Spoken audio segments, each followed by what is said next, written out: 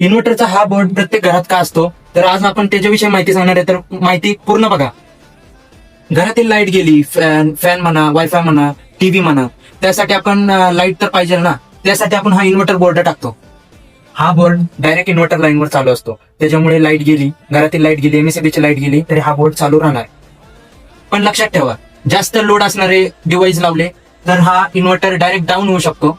त्याच्यामुळे जास्त लोड असणारे डिव्हाइस वापरू नका. फ्रीज, हिटर, इस्त्री इन्व्हर्टरवर वापरणे खूप घातक आहे.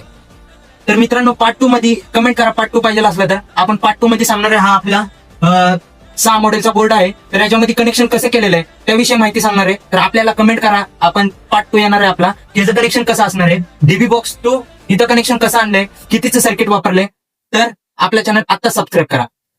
तुमच्या घरी असा बोर्ड आहे का, कमेंट करा आणि आपल्या चॅनलला फॉलो आणि सबस्क्राईब करायला विसरू नका. तर आपण असे नवीन नवीन टिप्स, ट्रिक्स आपण आपल्या चॅनलवर आणणार आहे. तर आपल्या चॅनल आता सबस्क्राईब करायला विसरू नका. तर टेक केअर मित्रांनो.